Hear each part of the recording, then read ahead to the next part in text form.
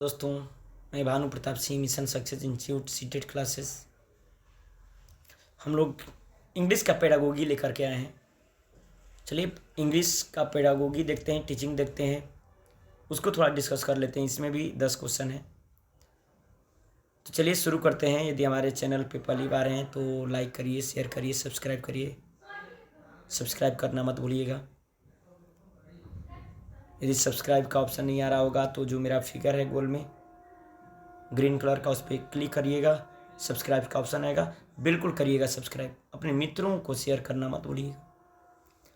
चलिए question number आते हैं 108। और इंग्लिश का डिस्कशन कैसे कर पा रहे हैं? क्या फर्स्ट टाइम कर रहे हैं? क्या सही कर पा रहे हैं? क्या आप समझ पा रहे हैं? करेंगे तो ये चीज़ें कमेंट करके बताइएगा मेरे को। यदि अच्छा करेंगे तो कोशिश करेंगे कि इंग्लिश का डिस्कशन भी अच्छा से हम करा पाएँ, टीचिंग का। चलिए क्वेश्चन नंबर 108 है। India's language in education policy is known as. India's language in education policy is known as. India's education मतलब इंडियाज लैंग्वेज मतलब भारत की भाषा, in education policy is known as Bharat की जो भाषाएं हैं शिक्षा में, जो शिक्षा में भाषा नीति है उसको किस नाम से जानते हैं? India's language in education policy मतलब भारत की भाषाएं जो शिक्षा की नीति में समाहित हैं उसको किस नाम से जानते हैं? Multiple education. ध्यान रखिएगा, एजुकेशन पॉलिसी शिक्षा नीति की बात है। हिंदी में भी बताए, जब भारतीय भाषाएं की बात करेगा और शिक्षा नीति की बात करेगा, हम त्रिभाषा सूत्र की बात करेंगे। भाषा नीति, एजुकेशन पॉलिसी बात करेगा तो हम थ्री लैंग्वेज फार्मूला की बात करेंगे, त्रिभाषा सूत्र की बात करेंगे। कौन सी नीति, कौन सी शिक्षा नीति भाषा में? तो त्रिभाषा सूत्र नीति, three language formula. Multiple education की बात नहीं, मल्टीलिंगुअल एजुकेशन की बात नहीं होगा, बहुभाषा की बात नहीं होगा। मदर टंग मीडियम एजुकेशन, मातृभाषा आधारित शिक्षा की बात नहीं होगा। रीजनल लैंग्वेज एजुकेशन नहीं है। ये जो नीति है भारतीय भाषा में, जो भारतीय शिक्षा में जो भारतीय भाषाएं की नीति है वो है त्रिभाषा, थ्री लैंग्वेज फार्मूला। मतलब 108 का बी नंबर बिल्कुल सही है। चलिए क्वेश्चन है 109 number. A teacher of class 3 मतलब 3 क्लास के शिक्षक rights the name of the object in the language of learners. बोला है कि टीचर ऑफ क्लास 3 क्लास के जो शिक्षक हैं राइट्स द नेम नाम लिखते हैं ऑफ द ऑब्जेक्ट वस्तुओं का in the language of learners जो सीखने वाले बच्चे हैं उनके ही भाषा में वस्तुओं का नाम लिखते हैं शिक्षक। 3 क्लास के शिक्षक हैं और जो वस्तुओं का नाम लिख रहे हैं वो बच्चे की भाषा में लिख रहे हैं। जो लर्नर है, जो सीखने वाले, अधिगम करता है उनके भाषा में। And in English on a paper, and और इन इंग्लिश और इंग्लिश में लिख रहे हैं ऑन अ पेपर, पेपर पर इंग्लिश में भी लिख रहे हैं, बच्चे के भाषा में भी लिख रहे हैं। And paste them near the object और वस्तुओं के सामने उस चीज को पेस्ट कर रहे हैं, चिपका रहे हैं।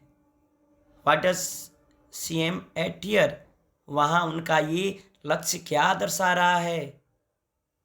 यहां जो लक्ष्य है वो क्या सिखाना चाहती हैं बच्चों में? उनका एम क्या है, लक्ष्य क्या है? 3 क्लास के टीचर हैं, बच्चे को जो ऑब्जेक्ट है, वस्तु हैं, उनके नाम बच्चे के भाषा में लिख रही हैं, उसके बाद इंग्लिश में लिख रही हैं पेपर पे, और लिखने के बाद वस्तुओं के सामने उसका नाम चिपका रही हैं। ये क्या कर रही हैं? अल्फ़ाबेट सिखा रही हैं, teaching letters of alphabet, teaching कर रही हैं, लेटर ऑफ अल्फ़ाबेट सिखा रही हैं। क्या टीचिंग वोकेबुलरी, क्या टीचिंग वोकेबुलरी सिखा रही हैं? ये बताइए। क्रिएटिंग लैंग्वेज रिच इन्वायरमेंट, वहाँ क्रिएट कर रही हैं, लैंग्वेज रिच मतलब समृद्ध वातावरण का निर्माण कर रही हैं। वहाँ मातृभाषा के साथ साथ दूसरे भाषा में भी वस्तुओं के सामने चिपका रही हैं, मतलब दीवार पे चिपका रही हैं, पेस्ट कर रही हैं, ताकि बच्चा आए तो चीज़ों को देख पाए। मातृभाषा में पढ़ा रही हैं, इंग्लिश में चिपका रही हैं सारा कुछ वस्तुओं का नाम। इसका मतलब वैसा वातावरण रिच इन्वायरमेंट बना रही हैं, वातावरण रिच बना रही हैं, समृद्ध बनाना चाहती हैं। वो क्रिएट कर रही हैं। क्या कर रही हैं भाई? क्रिएट। तो लैंग्वेज रिच इन्वायरमेंट, अच्छा रिच समृद्ध वातावरण का निर्माण करती हैं। बिल्कुल सही है। डी है teaching early writing skill, writing skill सिखा रही हैं। अरे यहाँ लिखने की बात ही क्या है? तो इसका 109 का ऑप्शन नंबर बिल्कुल सी होगा। 110 एक्टिव वोकेबुलरी इज, वोकेबुलरी जो है एक्टिव सक्रिय शब्दावली। वोकेबुलरी का मतलब होता है शब्दावली। सक्रिय शब्दावली आपको बताया गया होगा। शब्दावली दो प्रकार के, एक आपके सक्रिय शब्दावली, वोकेबुलरी आपको दो बताया गया है, एक सक्रिय एक्टिव और एक नॉट एक्टिव, मतलब एक सक्रिय एक निष्क्रिय शब्दावली। तो सक्रिय शब्दावली एक्टिव वोकेबुलरी क्या है भाई? वोकेबुलरी क्या है? तो ये चीज़ें ध्यान रखिएगा, जिसको जानते हैं और उसका प्रयोग भी करते हैं, यूज करते हैं अपनी भाषा में, लैंग्वेज में, वो कहलाएगा एक्टिव वोकेबुलरी। मतलब words we use in different context and understand their meaning and uses. Words we use मतलब वैसे शब्द जिसका हम यूज करते हैं इन डिफरेंट कॉन्टेक्स्ट, भिन्न भिन्न कॉन्टेक्स्ट में हम उसका यूज करते हैं और उसको समझते हैं, उसके मीनिंग को समझते हैं, उसका प्रयोग करते हैं, वो कहलाएगा एक्टिव वोकेबुलरी। मतलब ए नंबर ऑप्शन बिल्कुल सही है। बी बोला words we recognize in a text but not easily produced in speech और राइटिंग। वर्ड्स वी रिकॉग्नाइज मतलब वैसे शब्द जिसको हम पहचानते हैं इन टेक्स्ट में, मतलब जो लिखा हुआ है उसमें पहचानते हैं, बट नॉट इजिली लेकिन आसानी से नहीं, प्रोड्यूस्ड इन स्पीच और राइटिंग। बिल्कुल नहीं, ये नहीं होगा। उसको आसानी से हम प्रोड्यूस करते हैं, स्पीच और राइटिंग में लिखने में उसका प्रयोग करते हैं, उत्पन्न करते हैं, लिखते हैं, नहीं।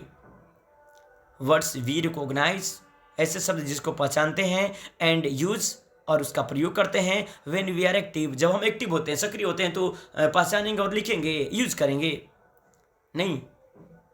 Words and phrase which are abstract वैसे वर्ड्स फ्रेजेज जो अब्स्ट्रैक्ट हों, नहीं। ऑप्शन नंबर बिल्कुल फर्स्ट सही है। वर्ड्स वैसे शब्द जिसको हम भिन्न भिन्न चीज़ों में प्रयोग करते हैं, उसको समझते हैं, उसके मीनिंग को समझते हैं, वो आपका कहलाएगा एक्टिव वोकेबुलरी। मतलब ऑप्शन नंबर फर्स्ट बिल्कुल सही है।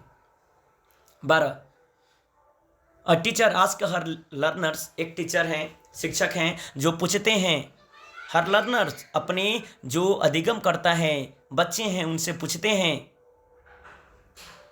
To listen to a whole narration about mountains twice and ask then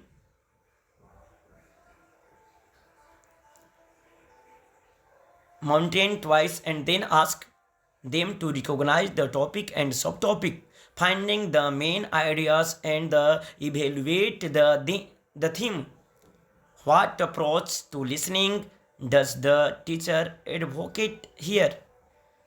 A teacher asks the learner से चीज़ों को पूछते हैं और सुनने के लिए बोलते हैं, पूरे शब्दों को, नरेशन को, वो जो पहाड़ माउंटेन के बारे में, पर्वत के बारे में है, उसके बारे में सुनने के लिए 2 बार सुनने के लिए बोलते हैं, एंड देन और उसके बाद पूछते हैं कि आप उसको समझो, देम टू रिकॉग्नाइज उसको समझिए, द टॉपिक जो वो बोल रहे हैं। शिक्षक जो हैं वो बच्चों से, जो लर्नर्स हैं उनसे पूछते हैं और कहते हैं सुनने के लिए, एक माउंटेन के बारे में कहानी है उसके बारे में 2 बार सुनाते हैं और उनसे पूछते हैं कि ये जो कहानी सुना है टॉपिक, उसको समझिए, आप उन सब टॉपिक को समझिए, and finding the main ideas, और उसके जो मेन आइडिया है, मुख्य मेन मतलब मुख्य जो आइडिया है उसको फाइंड करिए, खोजिए। And to evaluate the theme, और उसके थीम को पहचानिए, इवेल्युएट करिए। What approach to listening does the teacher advocate here, मतलब यहाँ पे कौन से अप्रोच की बात कर रहा है, श्रवण की कौन सी विधि की बात हो रहा है यहाँ पे। तो ध्यान रखेंगे, कुछ नहीं है, मेन आइडियाज, मेन मतलब होता है मुख्य आइडिया, मुख्य मुख्य बिंदु की बात करेगा। टॉप डाउन, जब मुख्य मुख्य बिंदु की बात करेगा तो आंसर क्या होगा, टॉप डाउन, अधोगामी, अधोमुखी, मतलब इसका आंसर होगा top down model, option number B बिल्कुल सही है।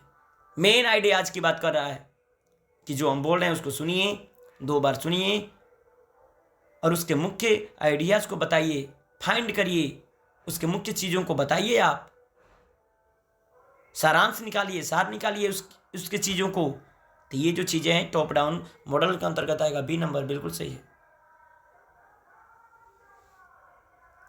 114 number question, which of the following statement is not true of reading, which of the following statement, निम्नलिखित में से कौन से स्टेटमेंट हैं, कथन हैं, इज नॉट ट्रू, सही नहीं है, ऑफ रीडिंग, पढ़ने के बारे में सही नहीं है।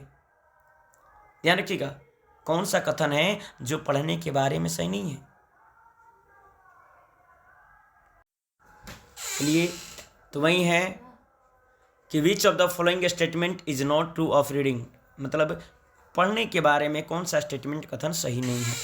ऑप्शन फर्स्ट है आपका, we need to perceive and decode letter in order to read words, we need to perceive and decode, मतलब हमको आवश्यकता पड़ता है परसीव करने की और डिकोड करने की लेटर्स को, ताकि एक ऑर्डर में लेटर को डिकोड करके हम चीज़ों को पढ़ सकें, वर्ड्स को पढ़ सकें। बिल्कुल सही है, डिकोड करना, चीज़ों को जोड़ करके पढ़ाना। डिकोडिंग का मतलब शब्दों को, वर्णों को जोड़ करके पढ़ाना और उसमें अर्थ होना चाहिए। डिकोडिंग का मतलब बताया गया आपको, डिकोडिंग का मतलब वर्णों को जोड़ना और जोड़ करके पढ़ना और उसका अपना अर्थ होना चाहिए। यदि अर्थ होगा तभी डिकोडिंग कहलाएगा। तो मैं आपको बताया गया है आपको कि पढ़ने का मुख्य उद्देश्य है कि अर्थ समझ करके पढ़ें, डिकोड करके पढ़ें। तो बिल्कुल ऑप्शन नंबर फर्स्ट सही है, we need to perceive and decode letter in order to read words. Option second है, we can read without necessarily being able to identity and decode single letter, single letter को decode किया जाएगा। We can read, हम लोग पढ़ सकते हैं, without necessarily, बिना आवश्यकता के पढ़ना, बीइंग एबल टू आइडेंटिफाई, बिना आवश्यकताओं को पढ़ना, being able to identity and decode single letters. नहीं, ऑप्शन सी है, we don't need to understand all the words in the order to understand the meaning of a text. We don't need to understand, हमको समझने की आवश्यकता नहीं है। अरे पढ़ने का मतलब क्या, अर्थ समझ करके ना पढ़ना जी, कि पढ़ने की आवश्यकता ही नहीं है, समझने की आवश्यकता ही नहीं है, बिल्कुल गलत है। चौथा, it does not necessarily take longer to read a text which has more symbols. It does not, यह आवश्यक नहीं है, टेक लॉन्गर टू रीड, लंबी चीज़ों को पढ़ना, text which has more symbol, जिसके ज़्यादा सिंबल होते हैं। नहीं, एक मिनट, यहाँ क्वेश्चन बोल रहा है कि कौन सा सही नहीं है, is not true of reading. Question है, क्वेश्चन नहीं समझ पाए, अब से देखिए। चलिए, तो ये जो है which of the following statement is not true of reading, तो इसका आंसर मेरे हिसाब से होना चाहिए डी नंबर, सही नहीं है।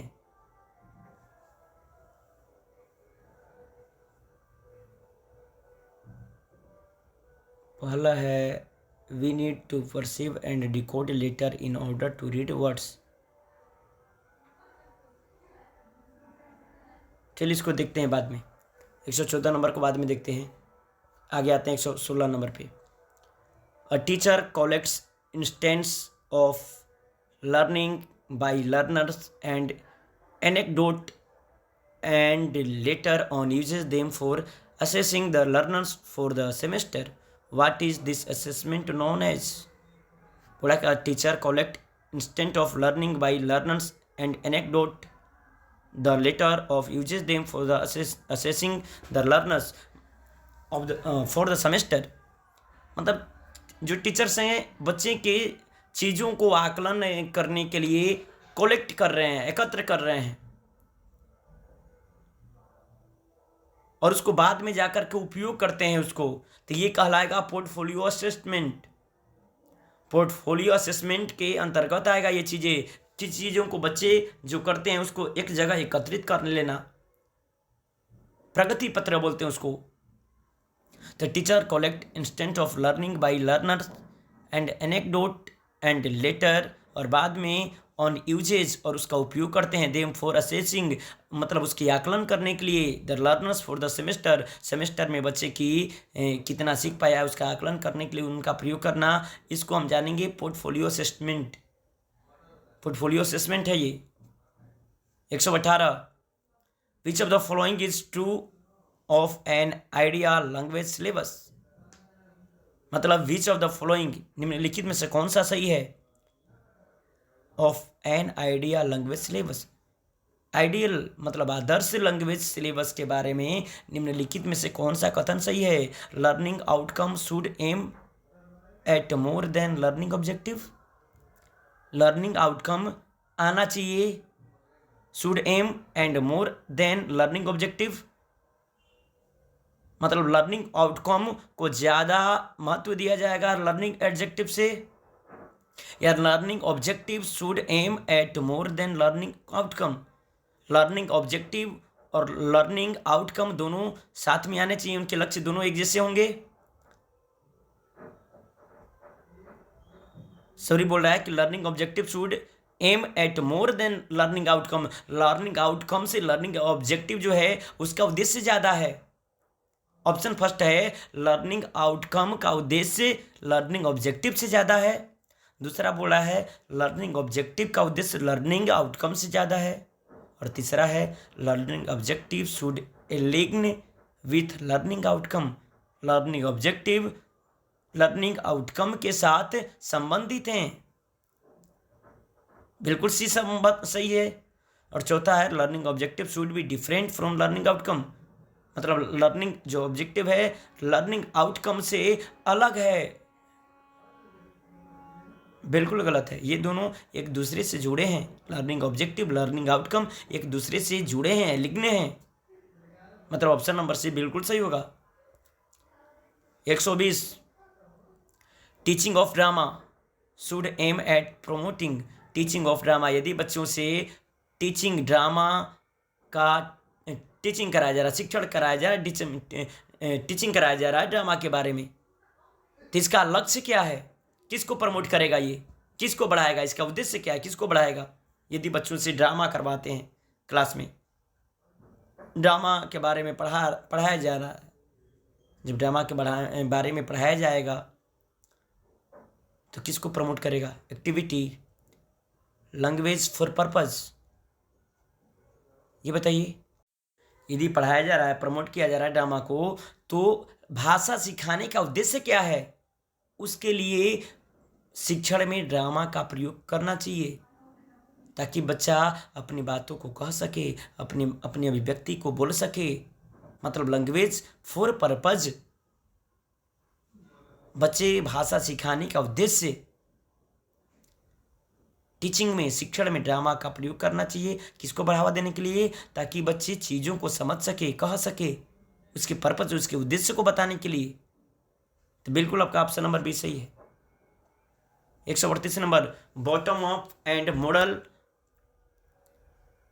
Up model of reading expect learners to, bottom up जो मॉडल पढ़ने में है, रीडिंग में है, ये क्या अपेक्षा करता है सीखने वालों से, एक्सपेक्ट क्या करता है। Move from whole to part, पूरा से छोटा भाग, बॉटम अप मतलब छोटा से बड़ा की ओर, नीचे से ऊपर, छोटा से बड़ा। बच्चे को बॉटम अप पढ़ाना चाहिए, टॉप टू डाउन नहीं, बॉटम अप, छोटा से मतलब छोटा छोटा करके तब बड़ा। Move from whole to part नहीं, पार्ट टू होल, मतलब option number B, move from part to whole, मतलब छोटे छोटे भागों से पूरे भाग की ओर जाना चाहिए। मतलब बॉटम अप का मतलब है पार्ट से होल की ओर जाना।